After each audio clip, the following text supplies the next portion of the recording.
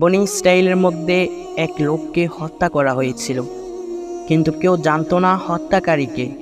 এই ঘটনার সুরাহান্তে তারা মূসা আলাইহিসসালামের কাছে গেল এবং আল্লাহর কাছে মূসা আলাইহিসসালাম এর সমাধান চাইল।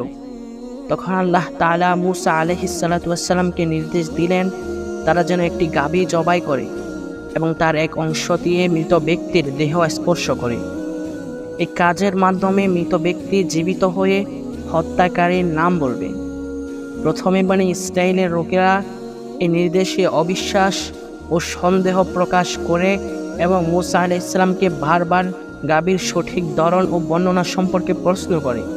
তারা জানতে চাইল গাভীটি কেমন হতে হবে, কি তার রং, বয়স এবং কাজ।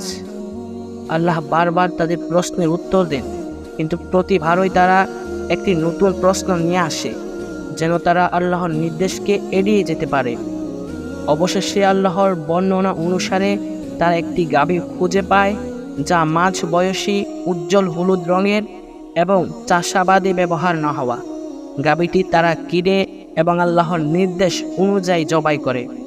এরপর মূসা আলাইহিসসালাম আল্লাহর নির্দেশে গাভীর এক টুকরো মাংস মৃত ব্যক্তির দেহে স্পর্শ করান এবং অলৌকিকভাবে মৃত ব্যক্তি জীবিত হয়ে ওঠে এবং নিজের হত্যাকারীর নাম বলে।